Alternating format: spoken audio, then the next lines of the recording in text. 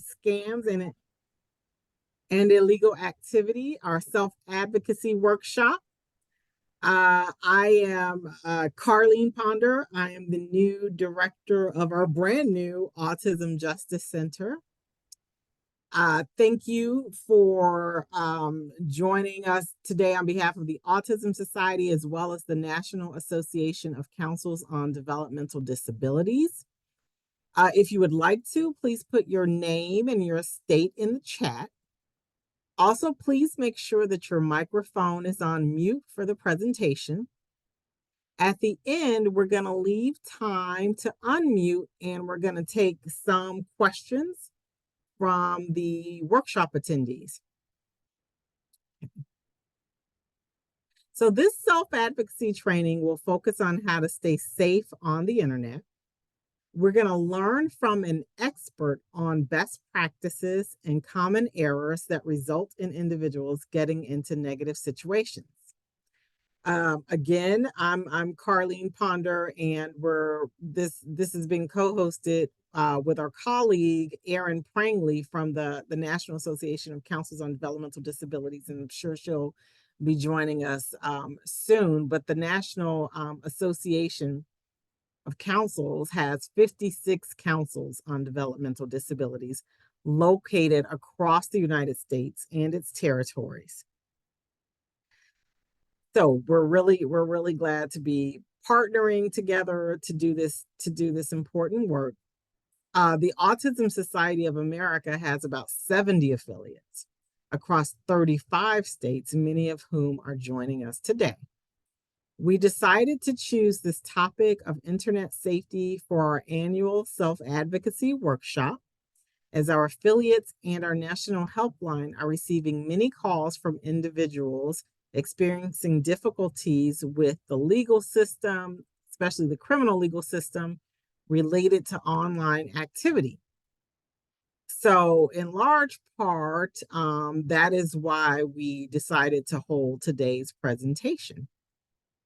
And I will go ahead and turn it over to Delancey, who's going to introduce our speakers.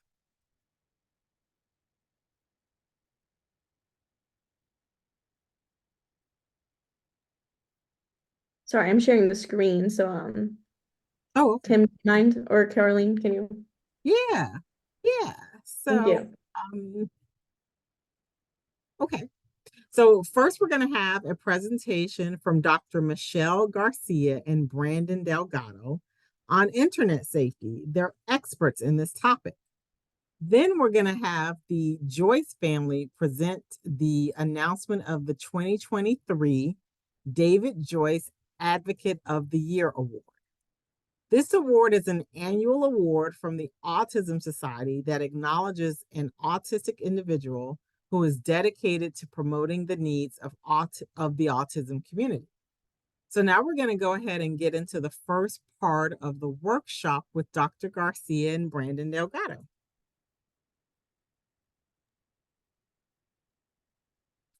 Hi, so I'm Dr. Michelle Garcia, and I am a psychologist in the greater Houston area. I've got approximately 20 years experience working with individuals with diverse needs in a varied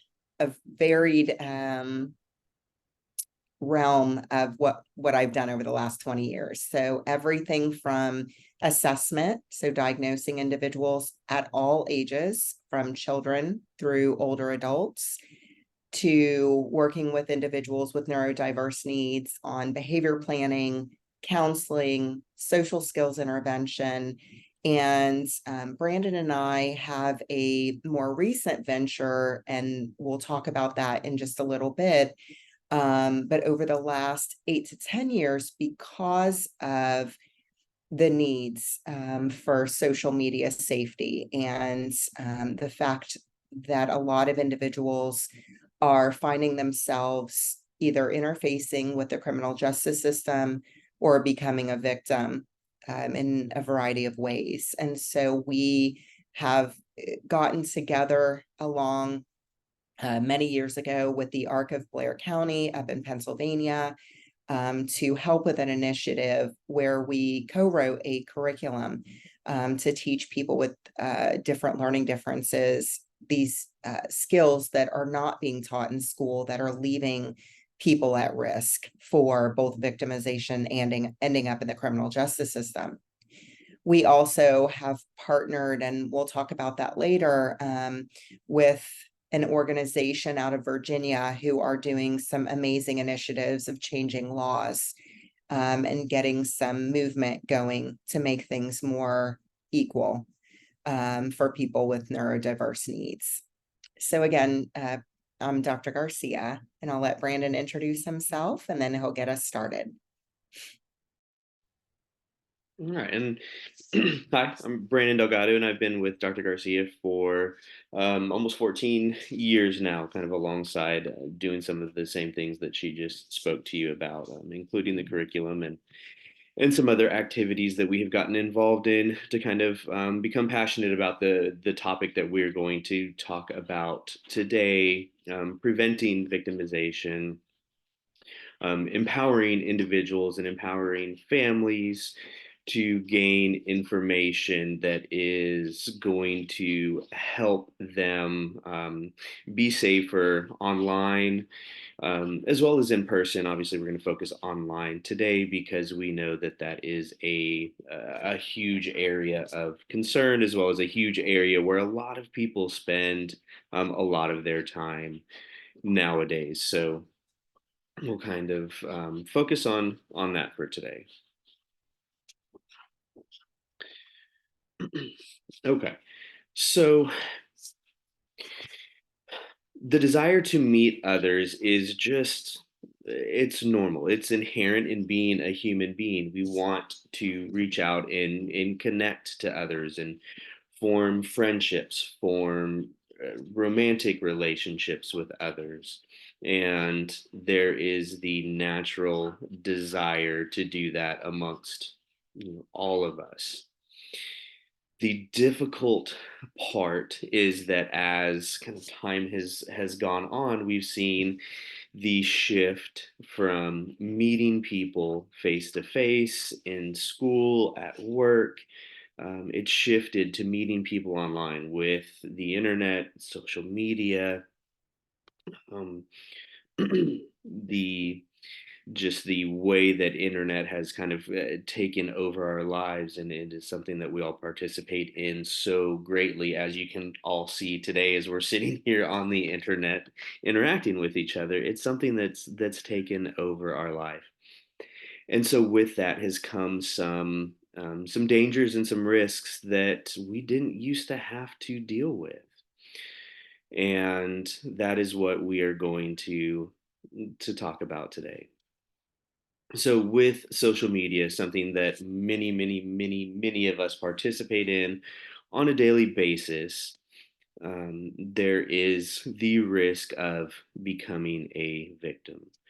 So the one of the most recent studies that we have been able to find uh, was a study in which they compared the victimization of individuals with various disabilities to the victimization of those without disabilities in teenagers. The highest rate of victimization was between the age of 12 and 15. And the victimization for males and females with disabilities versus without was 2.5 to 3 times higher than those without disabilities. So, what that means is if we have 10 individuals without disabilities and 10 individuals with, 3 of the individuals with some type of diagnosis are likely to have some kind of violent victimization occurring to them versus just one of the individuals that does not have any type of diagnosis. So the risk is there, and it's real. And so that's why this topic is so important. And so do we do about that? I'm not sure who has control of the slide, but if we could back up just one more, perfect. Thank you. So, becoming a victim, like I said, the risk is there. But not only is there a risk for becoming a victim, but there's also a huge risk for entering the criminal justice system. And that's something that Dr. Garcia will discuss a little bit more as well.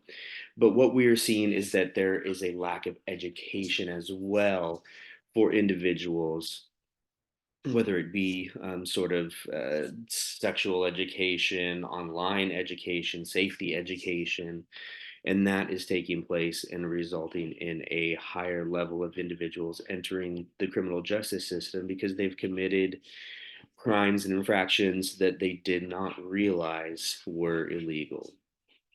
And so that's where this information is so incredibly important as well. Okay.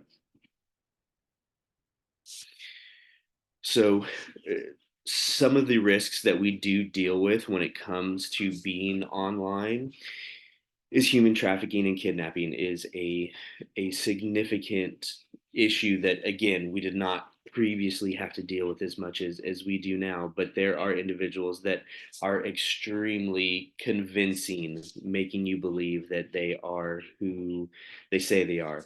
They have downloaded the hundreds of pictures of an attractive female or an attractive male, and they are sending those and pretending to be this person that may be around your age, luring you to meet somewhere with really negative intentions, dangerous, illegal intentions, of kidnapping someone, never to be seen again by their family, friends, loved ones. To up sort of the concern there, not to, kind of just have all these scare tactics, but now, even recently, over the last 6 to 12 months, with AI being out and as convincing as it is, people are able to create this whole persona. Whereas before, they may send pictures of someone else and pretend to be that person. But then they have excuses on why they can't do maybe a video chat, a FaceTime, a Zoom, something like that. But they're able to send pictures. That doesn't happen anymore now with AI and people being able to have video chats and create this person that can have a video chat. And so now we can't even trust video chatting with someone online and trust that that person is truly who they say they are with the invention of AI and it being said incredibly convincing. And so we have to be cautious. A description and analogy that I really, really like to use when we're talking about the internet is when we are on the internet and we're talking to someone, the internet is like Halloween. Everyone is wearing a mask, and there is no way to truly know who is behind that mask. And so we have to really use caution when we are meeting new people online. One thing that's really important and that I always encourage people that I'm working with is to talk to people that they actually know online. If you've got friends from school, you've got friends from work, you've got friends from some kind of club that you're involved in, and you want to chat with them online, that's awesome. Go for it, do it. But when we meet random people that we've never actually met in real life, there's no way to truly know if that person is the person that they say they are. They can have the intention to abuse us physically, emotionally, mentally. Cyberbullying kind of goes along with that, where they will pick us out for things that we may post or things that we may participate in online and choose to sort of attack us and make fun of us in that way. And there are people that is sort of where they get their enjoyment in life is by being mean to others. And those are obviously not the people that we want to associate with. And so when we encounter that online, leaving that site, that chat room, that Discord, whatever it may be, blocking individuals that choose to interact with us that way is one of the best ways to go about that. And scams, again, people are really, really convincing, and we have dealt with a lot of stories over the last several years of individuals being scammed online. being having people reach out to them and sort of just appealing to the good nature of some of the individuals that we're working with. Some that may be incredibly trusting of others to a fault sometimes, maybe too trusting, wanting to help, wanting to connect with other people because they have a difficult time doing it face to face for various reasons, find it more comfortable to connect online. And as they're doing that, they become victims of a scam where they are asked for personal information to send Steam cards for online game playing or wire money or just various scams that are getting more and more difficult to sort of identify at times. And so those things are really stuff that we do need to be concerned about. Okay.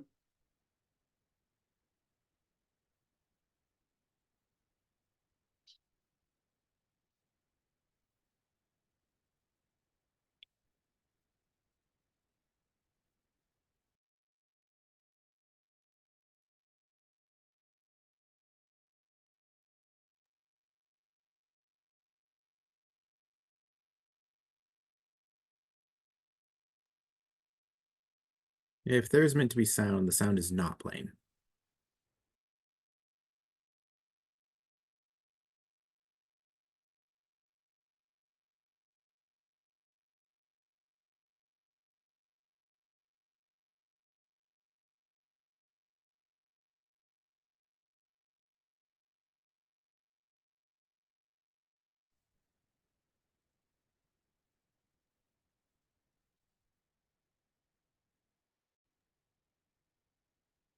Hey, Dr. Garcia, there's no sound. You might have to, like when you share screen, you have to check the box. I think maybe because my mute was off. Oh, Okay, okay. let me rewind that a little bit. I apologize. Let's try that again. No, it's still none. No? It I might can't be when you, finally be with you in person. oh, there goes. Okay. Thanks. Me too. We got to keep it quiet. If my parents find out I'm not at school, I'm screwed. I won't. I know better. I don't want my mom to find out either. Meet you in the food court at 1. I'll be there.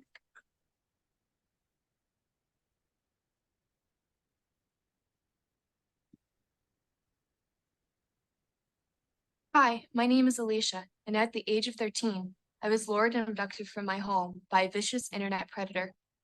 On New Year's Day, I walked out of my house on the coldest, iciest night of the year to meet a monster who I thought was my friend.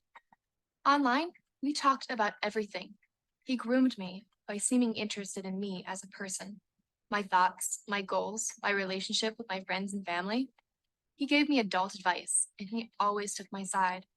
And that's just what I needed. He gave me what every person craves, unconditional love. Or rather, he made me believe it. He held me captive in a basement dungeon, chained by the neck. He tortured and raped me and filmed his crimes to share my pain and degradation online. I was just your average kid. I want to prevent this from happening. Don't you?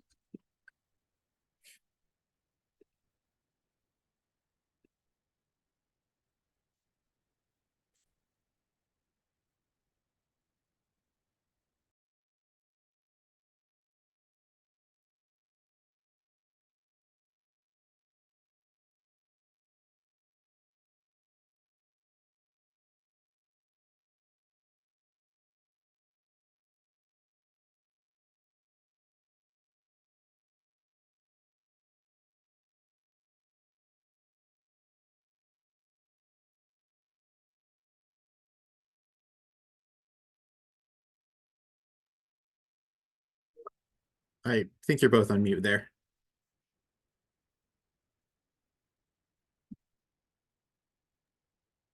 Brandon, are you unmuting on this?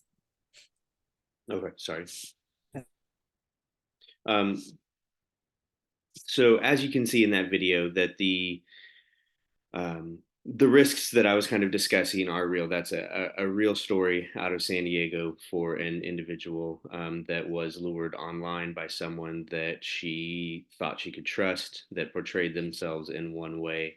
So obviously, there's a lot of things that we can talk about of what she could have done to be safe in that situation, and things like discussing with friends or family the person that she was going to meet with. That's obviously one of the most important things. We should never go meet someone alone for the first time that we have met online that we don't know. We should always meet in a public place. We should always inform people that we are close with on where we're going to be going and who we're going to be meeting with and at what time, and let them know our plans. Should never sort of sneak out behind people's backs. So that would definitely be one of the main things that she could do to be safe, is not going somewhere alone, and to inform those around her and that she trusts of these interactions that she's having with someone online, so that she can get a second opinion. And sometimes that may be a little bit difficult to do, but it is important.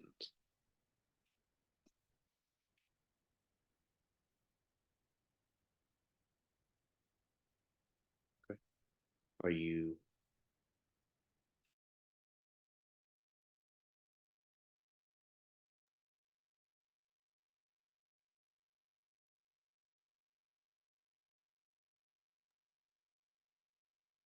you're still on mute? Okay, did you want to go over that worksheet? Is it showing? Yes. Okay. So some things that we kind of encourage those that we are working with and educating when it comes to social media. Some things that we should not do: posting pictures of our address or our home. It's very easy for individuals to search that information, even just pictures of our home, if they're able to pull the numbers that we may not think about, the address behind us that's visible, street signs, things like that. It's very easy for someone to be able to search that and find where we live based off a simple picture that we post online. So we want to avoid posting address, pictures of where we live, that type of information. Scroll down. I can't, for some reason oh, hang on. For some reason I'm stuck on this presentation. I can't see the Word document. I don't know why.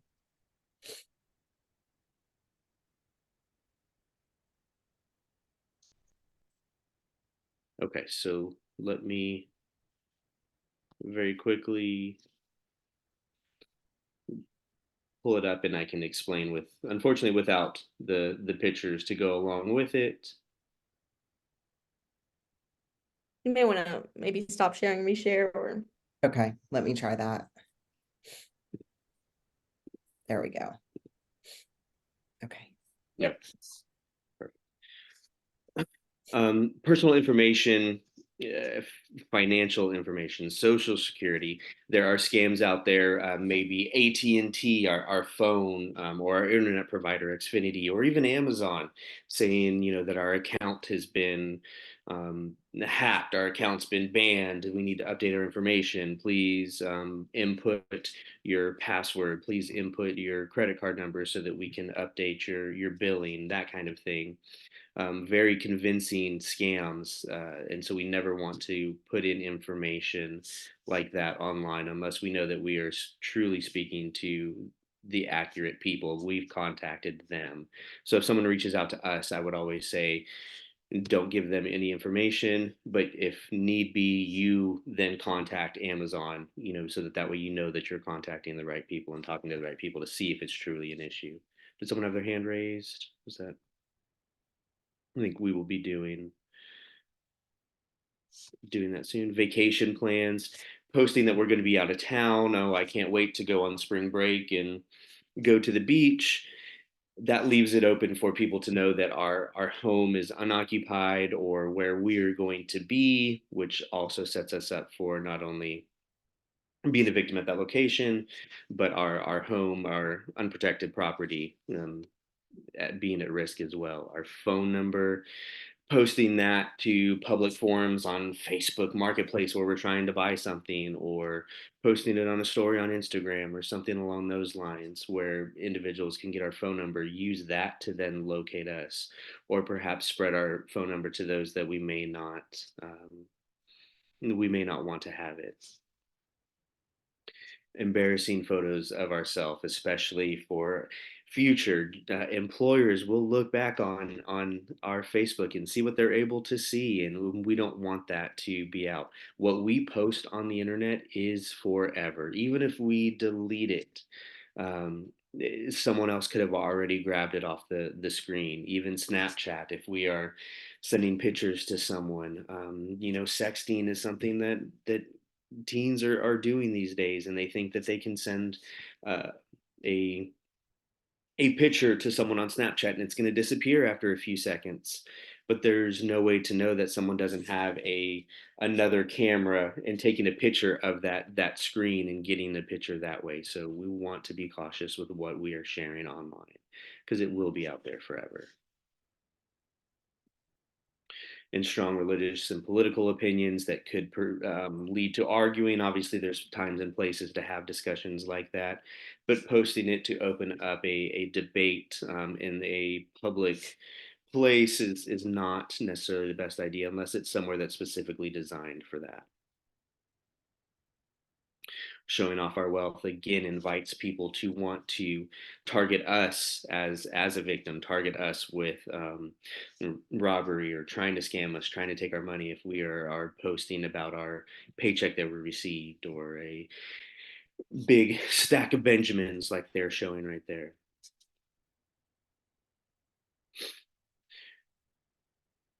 This doesn't go along with sort of the scamming, but just being a good friend. If our friend shares something with us, personal information, maybe they were the first one to talk about, oh, they're pregnant and they're excited, and then we get online and post their information and their business online, is potentially something that's going to lead to arguments and problems with our friends, which is not something that we want either.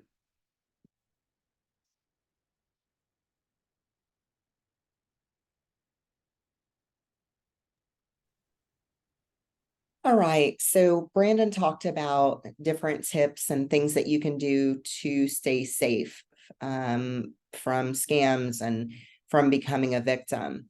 I'm going to talk a little bit about what we had talked about in the very beginning, which is how does the social media relate to getting involved with the criminal justice system?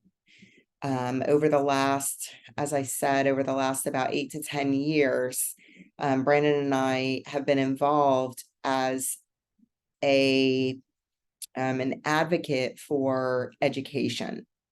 We wrote a curriculum to try to help prevent people from entering the criminal justice system. We are not learning what we need to learn in schools or at young ages. Those conversations that we need to have are not happening. And because of that, what I have found, especially over the last, I'd say 3 years or 4 years, I have been asked over and over again to be an expert in court and to do assessments for adults who have already been arrested, unfortunately. Why are some of these individuals getting arrested? Lots of things are happening. I have one individual I've worked with where they had gone on the internet and had curiosity, ended up on some pornography sites, and found somebody who sent them a file of pornography. They opened that file, and within that were pictures of infants and children.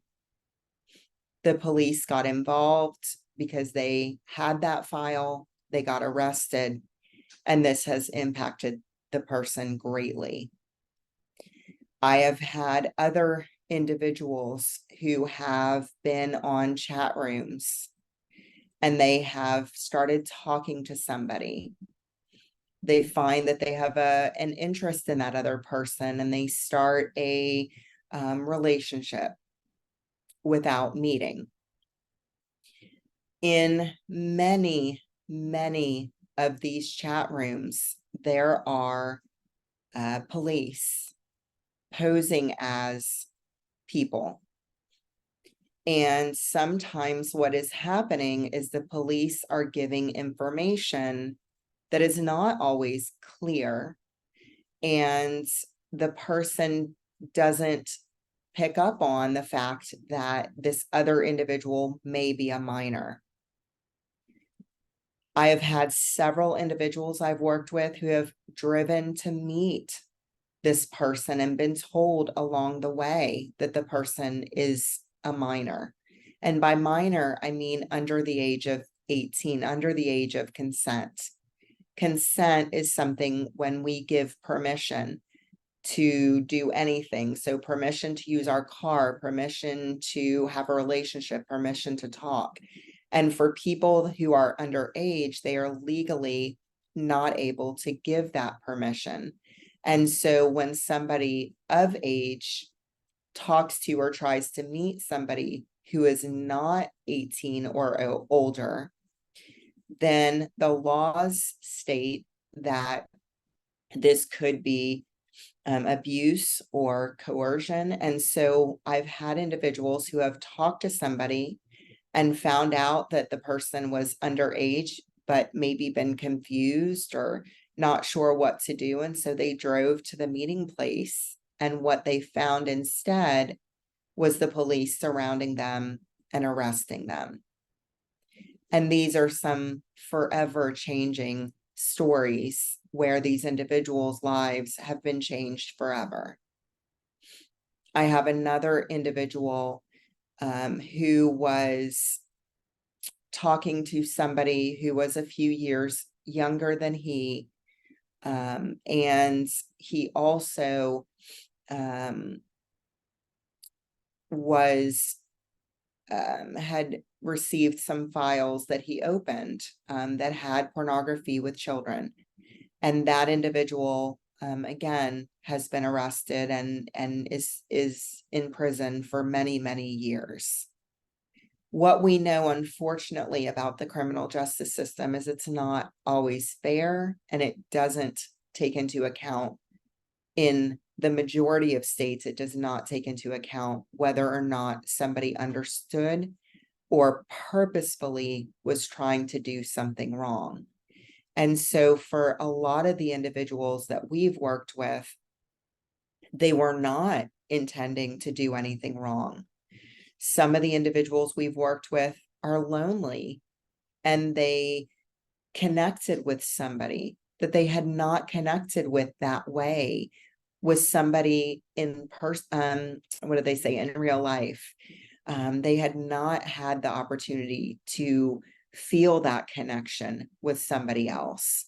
And either they're known that the person's a little bit younger than them, but they both know each other's ages and connect. Or sometimes, as I said, they may not know for sure what the age is, but find out when it's too late. And in all of these instances, the laws, unfortunately, are just clear. And as I stated, a lot of people in the criminal justice system are not educated. And so we have individuals with different neurodivergent diagnoses who are going to jail for many, many years, who are on the sex offender registry, sometimes for life. So these are life-changing situations. And we really are trying to do what we can. We offer our program to help people not have to go through the criminal justice system in the event that the judge is kind and educated and willing to consider an alternative. But what's the bottom line here? The bottom line here is making sure, as Brandon said, you don't know if who you are speaking with is really who they say they are.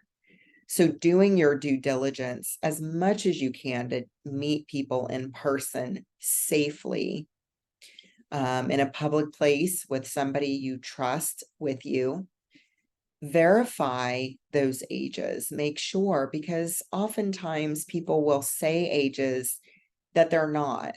And so people aren't always even honest about that. But making sure that if you are an adult, you are 18 and above, that you are talking to only people who are 18 and above. Even if it seems tempting, even if you seem connected, feel connected to somebody who's just a little younger, the laws just don't always care. So the best thing to do is just to stick with talking to other adults if you are an adult. And again, verifying that age, asking the person online, how old are you? Making sure as much as you can that you know that the person is an adult as well. And if you're a teenager, sticking with talking to teenagers. The other thing with that, I cannot tell you, for any of you who may be family members or professionals out there that are listening, almost every case that I have worked with over the last 4 to 5 years, the families had no idea this was happening. So as family members, it's very scary. We really need to be informed. We need to have good conversations with our loved ones and make sure that they know this information and are protected and are open about what it is they're doing, even if they're afraid that you may be disappointed or upset, that we have this open dialogue so that we know what's going on. And as professionals, we need to be educating, advocating, and asking these tough questions. It may be uncomfortable to ask somebody if they're on pornography sites, but it is so incredibly important that we ask these questions and educate. Brandon talked a lot already about using caution, about what you post and what you say online. But I want to add, when you're posting online, when you're talking to people through email, text, or talking to people online, we have had situations where somebody says, oh, let's go in this side chat room. Maybe you're playing a video game together and they say, let's go in the side chat room. I'm a therapist. You can tell me anything. Therapists wouldn't say that. And so they try to get this information. Or sometimes, maybe the person is in a relationship with somebody who is already who is younger than them. And then talking about it online, there may be police online who are listening. And then next thing you know, that person gets arrested. We've actually had a similar situation where the family knew about the relationship and yet still the person got arrested. And so we just need to make sure that when you're talking to people online, when you're talking through email, text, when you're doing any of that, when you're posting, that you're extremely cautious and you assume that you don't know the people you're talking to. I've listed 2 really good resources if unfortunately you are already facing issues within the criminal justice system, or please save this information because you never know if something could happen in the future. Mark Mahoney is an incredible attorney out of New York that has been doing this special work for a very long time, and he is amazing. He offers consultations. He has been willing to meet with me and a family and an attorney on a Sunday last minute. He is incredibly versed and incredibly helpful. Even if as a family you can't afford to retain him, it is imperative to get to know him and find out what he recommends and to get your lawyers on board. Sometimes local lawyers don't want to talk to other attorneys, but it makes all the difference in the world. So he's an incredible resource. And then the other is decriminalized developmental disabilities. They were previously LRIDD.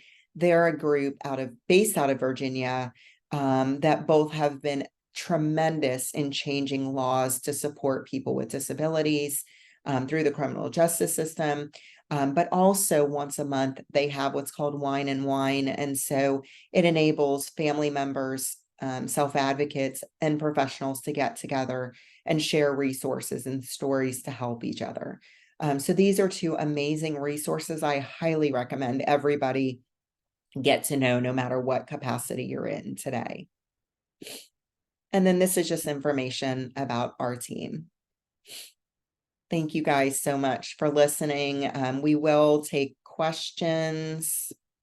Brandon, I don't know if you can see the Q&A. I think you can click on it so you can see. Go Hi, ahead, Erin. Dr. Garcia. This is Erin Prangley from NAC, and I'll be helping you out with questions. We have some good ones. We're a little short on time, but if you could please keep putting everyone in the audience, put your questions in the Q&A box. Hopefully we'll get to all of them, but we might not, but do send us your questions. The first one is from Josh, and he asks, is there a website that you can get additional information from? And what kind of protection do you need to get more information from being safe on the internet? Yeah. So as far as getting information, my suggestion, there's so many great courses out there where you can learn. And we didn't put any of them up, but there are some great education courses. So just teaching, learning different things. And then as far as protections go, unfortunately, our best protection is meeting people day to day and doing everything you can to make sure that the people around you who support you the most are aware of what you're doing and who you're talking to, and allowing them to be a part of your life so they can help with discerning who might be a threat. And then also, just again, doing what you can to verify. I don't know, Brandon, do you have any other ideas on those? Oh, you're on mute. Sorry. I think you covered it, and I think one thing that our presentation will be sent out, so that information that you saw today, you guys will be getting as well. Thank you, Brandon and Dr. Garcia. Unfortunately, we only have time for one more quick question, but I think this is an important one raised by Anonymous and by Becky. So let's say you've already been in a chat and sent nudes, or what do you recommend for folks who have IDD who have already opened themselves up to sextortion? What would you recommend if nudes are already out there? Even if it is a consensual relationship, at this time, it could go bad. So what would you recommend to people who've already put out that kind of information online?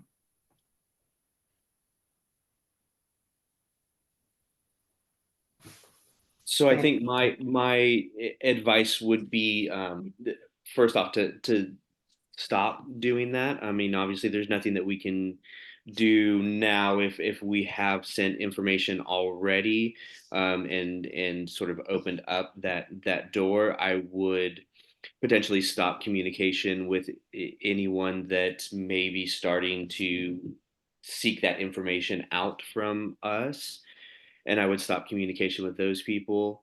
We do have the opportunity to reach out to law enforcement as well if we do feel like we have been taken advantage of in a situation online, especially if we are underage and have sent nude pictures or something along those lines. We could reach out to local law enforcement to try to get help. Unfortunately, sometimes individuals are extremely clever online and can be disappear and not be found sometimes, and so it can be difficult to prosecute at times, especially after the Thank fact. you, Dr.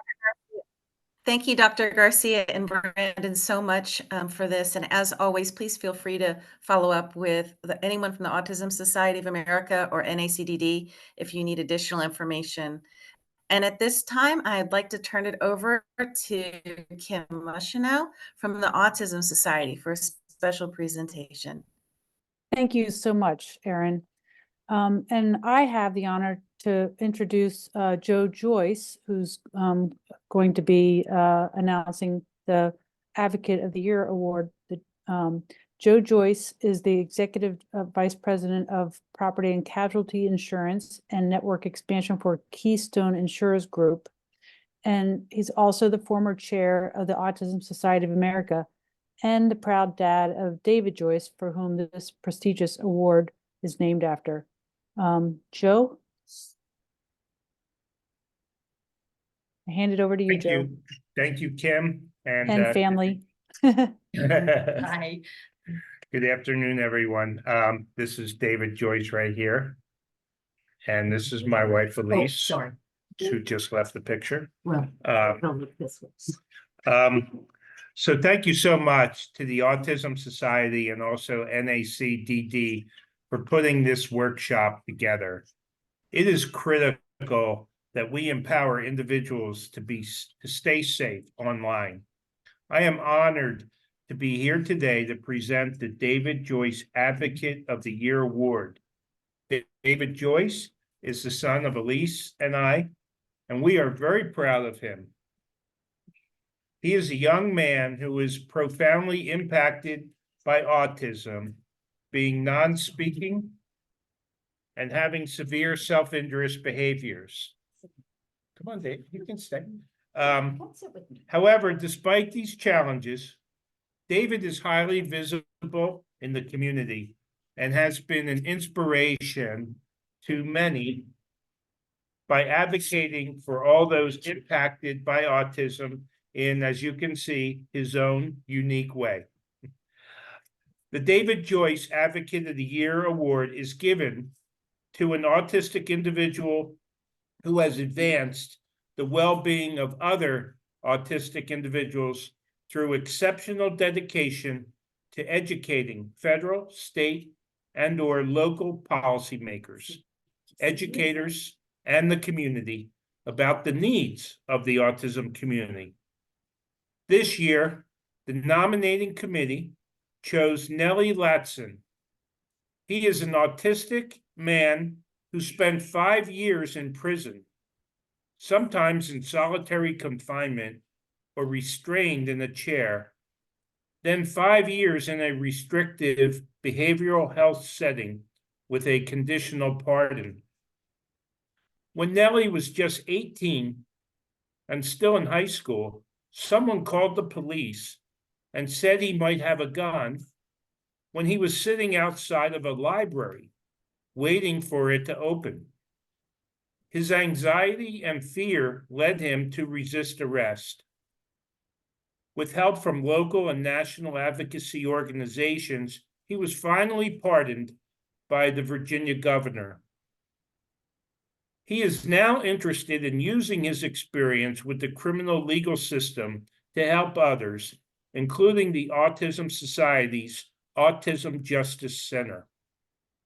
This is wonderful timing to give this award to Nellie in the same year that we are building an Autism Justice Center to prevent injustices like this one. Nellie is now going to share some of his thoughts, and more of his story is available in a Washington Post story, which you will be provided the link. Thank you. Thank you, Joe. Neely, it's up to your turn. We'd love to hear from you.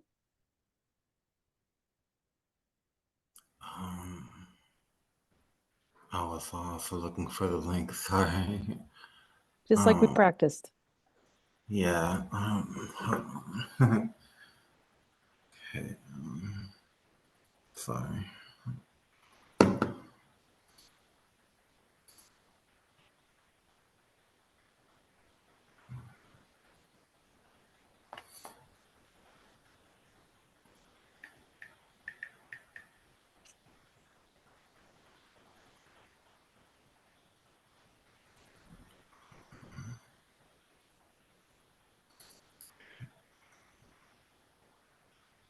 Take your time, Neely.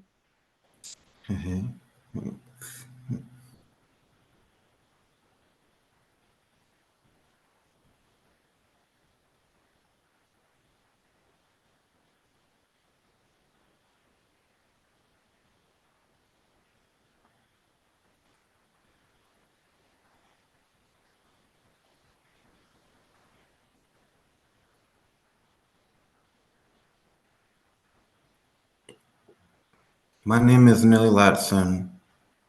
In 2010, when I was an 18-year-old high school student just a week away from graduating, my life was hijacked. One morning, I was sitting outside the public library for it to open and I was racially profiled. Someone thought I looked suspicious and called the police. The interaction that followed resulted in me spending several years in jail and prison. For years, when I was locked up in solitary confinement, I daydreamed about getting out and telling my story. I wanted to be a spokesperson. I wanted to stand up and speak out so that other autistic people and other Black people and other Black and autistic people would not experience the terrible things that happened to me. 10 years after my pardon, I am still curious about what comes after for me. The impact on my life has continued with underdeveloped social and pragmatic skills and tact for diplomacy in everyday life situations. I do not socialize or interact for those reasons, regardless of who it may pertain to, and respect and regard every individual as law enforcement. I am very sensitive to loud speaking and stern commands, so that now people who speak in high volumes tend to intimidate me. And I am trained to respond for better or worse and speak only when spoken to. Even with these long-lasting impacts, I know that the advocacy must continue for things to change. Last year, when I was invited to the White House, things just progressed from there, and I got more opportunities to share my story. When I think about the future, I want to keep advocating for change and spreading awareness. I'm hopeful that people can over time adopt a different kind of outlook so that all people can feel safe in their communities and not have to worry about the stereotypes that other people put on them. Even today, I would not call the police if I had an emergency. That needs to change. Receiving the David Joyce Advocate of the Year award makes me feel purposeful, and I am excited to be recognized. Last, I want to thank my mom. She is the reason that I'm even. She rallied everyone to get behind her. I never expected that. I'm glad people rallied and that they were sympathetic enough to understand what my mom was fighting for.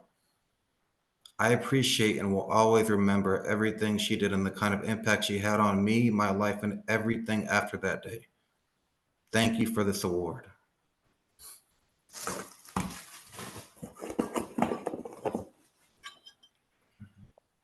Oh, that's beautiful. Can you read what it says? Autism Society, the David Joyce Outstanding Advocate of the Year 2023 awardee, Neely Latson. That's beautiful. Congratulations, Thank Neely. you. Thanks so much. And thank you so much for sharing your story, because we know that we imagine it must be hard to have to relive some of those memories that are so hard. And so we really appreciate that you sharing. And Joe, thank you for all of Joe and David and family. Thank you for all that you do in helping to bring awareness of autism.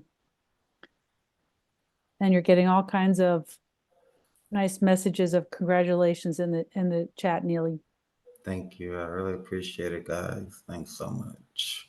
Wow. Carlene, Aaron, any other? Congratulations. Joe, okay. Thanks. Any other last words? Congratulations, Neely. I know your mom is on. Lisa, did you want to say anything? I'm over here holding back tears. I just want to thank you Oh. guys so much